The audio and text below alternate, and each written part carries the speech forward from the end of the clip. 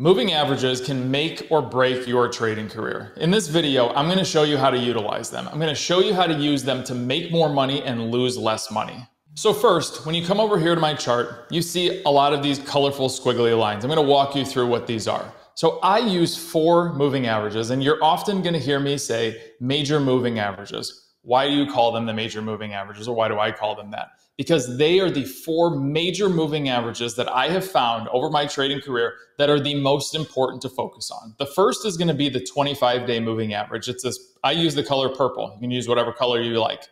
I use the color purple, and that gives me the average price over the last 25 days. Then I move up to the yellow. It's the 50-day moving average price over the last 50 days. Now gets into the 2 big time moving averages, and that is your turquoise line, which is the 100-day moving average. I have found that hedge funds, specifically hedge funds that trade on the computer, make big decision points at the 100-day moving average. We'll get into that a little bit more. And finally, the white line is your 200-day moving average. So you may often hear the pundits on television talk about the 100-day moving average, the 200-day moving average. It's over the 200-day moving average.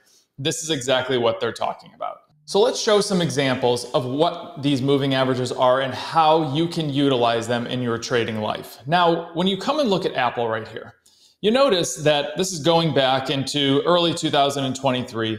You notice that the stock price just kind of ran right along this purple line. It ran right along it, and that is the power of a moving average. So moving averages can play a role in support and resistance. Now, what exactly do I mean by that? You can see that perfectly here. So we have Apple. Apple is on top of this purple line, which is your 25-day moving average. And what it's doing is using the 25-day moving average as a level of support, meaning as the stock price moves up one day and it pulls back, it kind of hovers above the 25. It moves up again, it pulls back, it gets really close to the 25, but that 25 is kind of playing that role of the steel eye beam. Now, if you want to rank these of importance of strength, the 200-day moving average is obviously the strongest. Think about it. It's very simple. It takes more energy, more effort, more contribution to the stock to get it to move through an average price over the last 200 days than it does the last 25 days. It's just a stronger beam, if you will.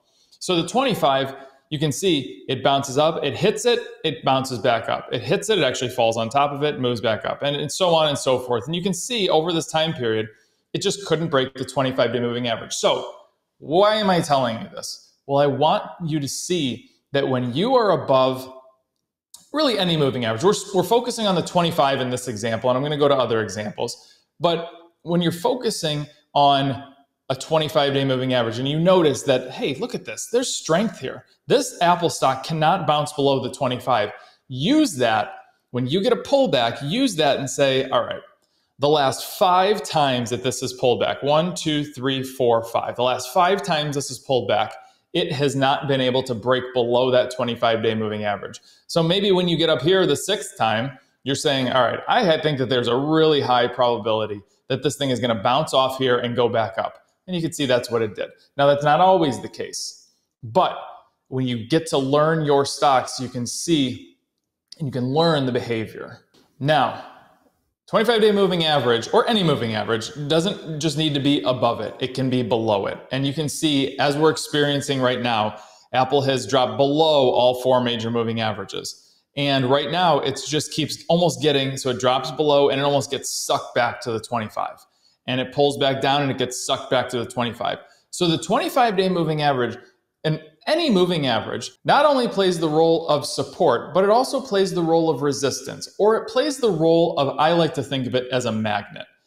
Stocks want to be comfortable. They want to be at moving averages. They don't want to be down here in no man's land. It's very difficult. They don't want to be up here in no man's land.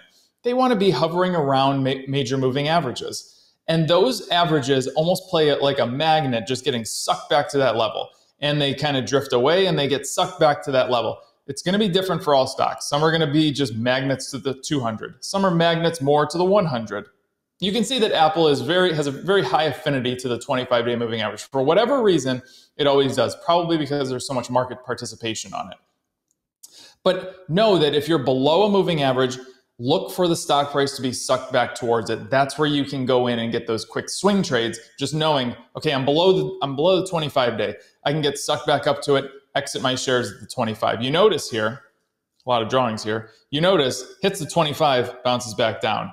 Gets through the 25 just for a couple days, bounces back down below it. So know that, man, I need to take some profits going into a moving average. Okay, let's go to another example. This is a hot stock that people are looking at right now, and that is Tesla. So Tesla is kind of doing that same thing. But what do you notice here about Tesla?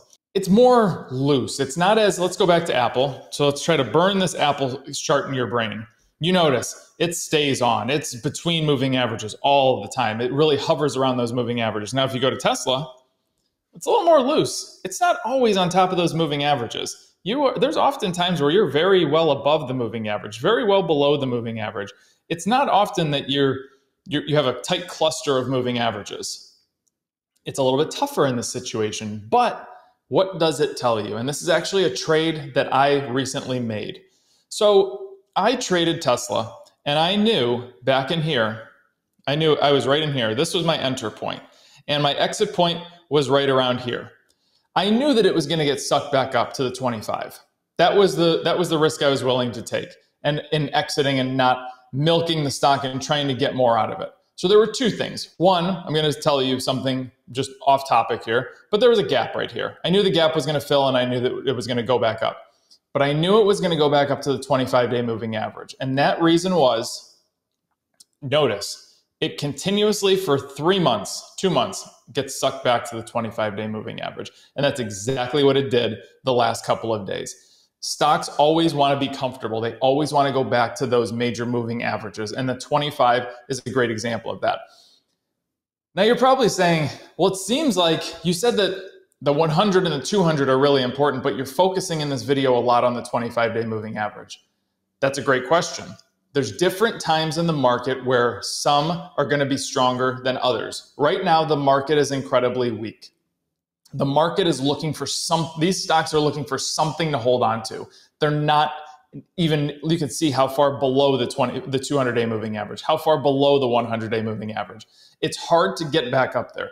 These things are grabbing on for dear life to try to hold on to those major moving averages. You have your algorithm traders that are just kind of pushing these things back to the 25-day moving average. Stocks want to hold on to any moving average they can, and if it's the 25, they're going to grab onto it. So the weakness in the market is the reason that we're seeing this right now. If I were to have made this video 6 months ago, 8 months ago, we would have been talking about stocks up here above all four major moving averages, or on top of the 100 or the 200-day moving average.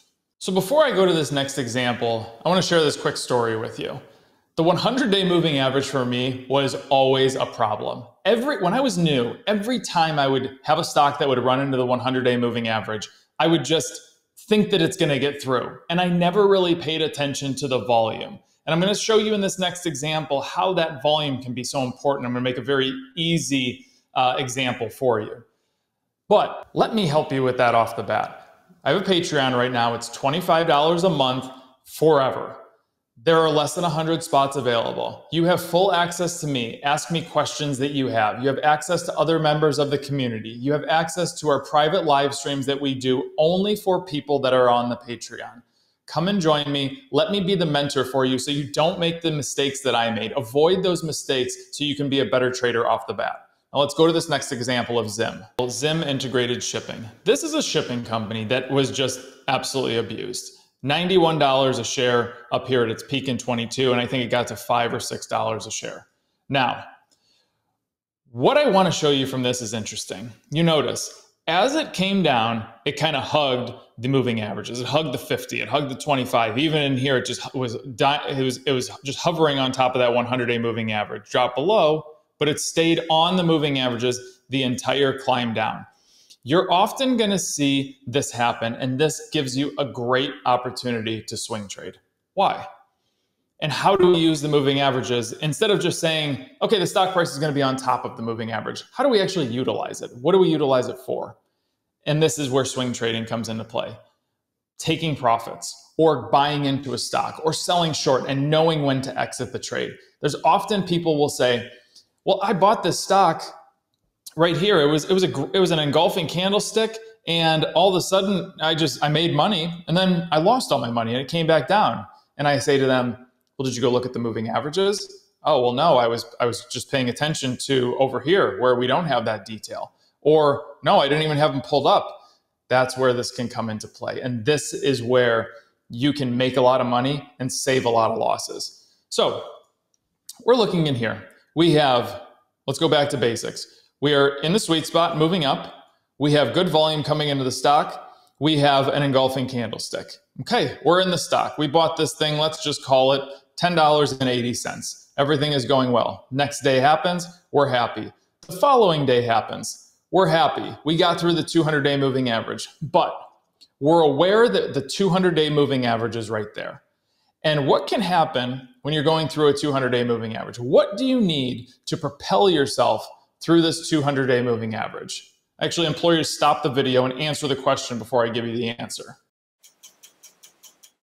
Well, it's volume. Volume is what you need to drive through moving averages. Think about it this way. You're in a car and you're driving up a hill. You're going to need a lot more gas to go through a hill that has a grade of 7% versus 1%. So think of the 1% grade hill, and that's just barely anything, like the 25-day moving average. You're going to need volume to get through it, but it's not going to need to be a substantial amount of volume. But when you go through the 50, maybe the 3% grade hill, you need a little more. When you go through the 100, it's a 5% grade hill. You're going to need some gas to get through that thing, and you're going to need consistent gas. It's a long hill to get up. And when you get through the 200, 7% grade hill, you really need to maybe almost put the pedal to the metal, and you better have a full gas tank because that thing needs to push through there. So look at this. You're in the sweet spot, volume is coming, but what happens here? You have peak volume and then you start to fall off. And then the next day you fall off even more. And what happens to the stock price? It comes back to the 200-day moving average.